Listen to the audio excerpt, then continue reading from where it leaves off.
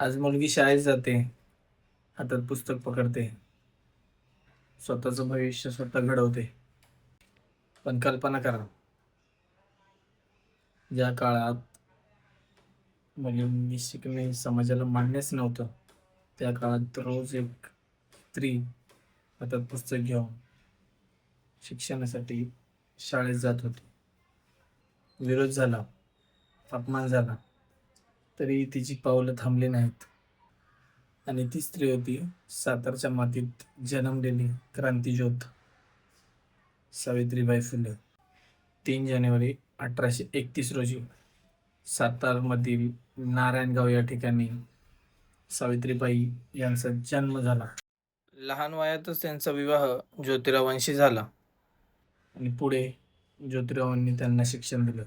आणि या शिक्षणाने एका सामान्य मुलीला, सातारमध्ये जन्म घेतलेल्या एका सामान्य मुलीला भारतातील एक महान शिक्षकांपैकी एक महिला शिक्षक बनवलं आणि भारतातील एक महान समाजसुधारक बनवलं.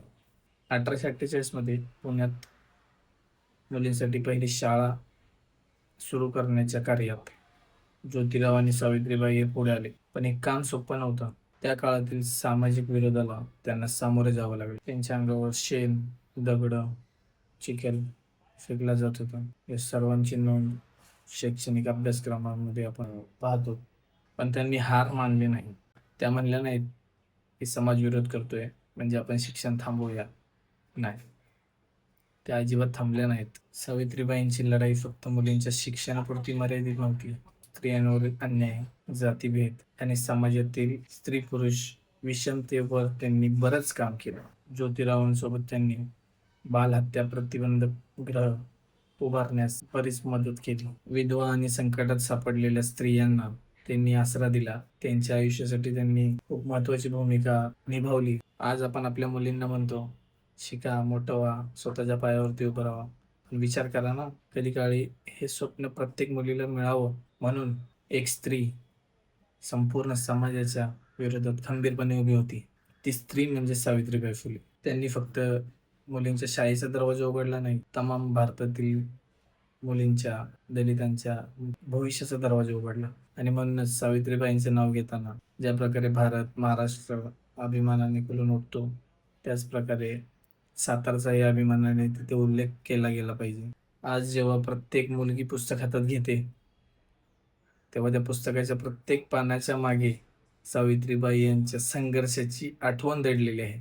सावित्रीबाई म्हणजे फक्त इतिहास नाही, त्या आजही प्रत्येक मुलीला सांगतात, शिका, प्रश्न विचारा आणि स्वतःचं भविष्य स्वतः घडवा. आजचा व्हिडिओ अभ्यास करणाऱ्या विद्यार्थ्यांसाठी खूप महत्त्वाचाच होता.